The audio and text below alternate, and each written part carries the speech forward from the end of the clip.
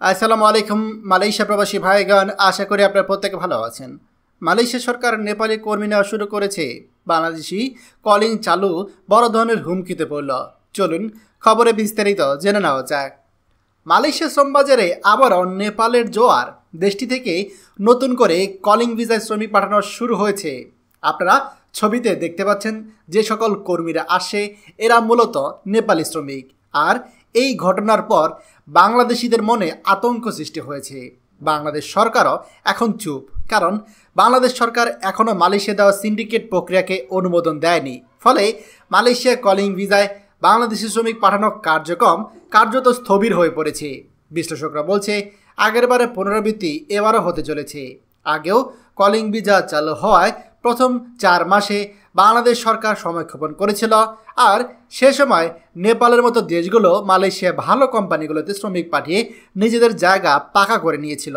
বাংলাদেশের শ্রমিকরা পরে গিয়েছিল কম বেতনের অস্থায়ী বা অপ্রয়োজনীয় কোম্পানিগুলোতে, যেখানে কাজের নিশ্চয়তা নেই মানবিক পরিবেশও।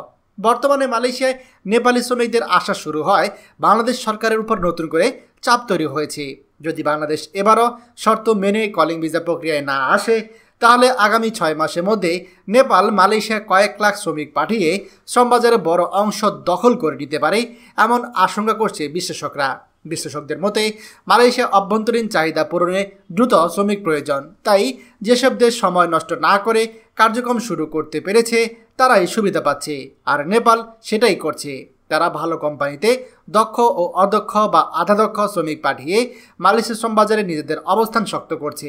অন্যদিকে বাংলাদেশের কর্মীরা এখনও অপেক্ষার প্রহর গুনছে। সরকারি সিদ্ধান্ত, সিন্ডিকেট নিয়ে রাজনৈতিক টানাপোড়েন, প্রশাসনিক দীর্ঘসূত্রতা তাদের স্বপ্নকে আটকে রেখেছে। অনেকে বলছেন যদি বাংলাদেশ দ্রুত সিদ্ধান্ত না নেয় তবে আবারও ইতিহাসে পুনরাবৃত্তি হবে। ভালো কোম্পানিগুলো দরজা বন্ধ হয়ে যাবে এবং অবশিষ্ট খালি থাকা নিম্নমানের চাকরিতে বাংলাদেশি শ্রমিকদের ঠেলে দেওয়া হবে। এই অবস্থায় দ্রুত পদক্ষেপ নেওয়ার আহ্বান জানিয়েছে প্রবাসী কল্যাণ বিশেষজ্ঞরা। তারা বলছে দেশের শ্রমিকদের ভবিষ্যৎ রক্ষায় রাজনীতির ঊর্ধ্বে তাৎক্ষণিক সিদ্ধান্ত নেওয়া জরুরি, যাতে দেশের মানুষের মর্যাদার সঙ্গে বিদেশে কাজ করতে পারে এবং বৈদেশিক রেমিটেন্স আরও শক্তিশালী হয়।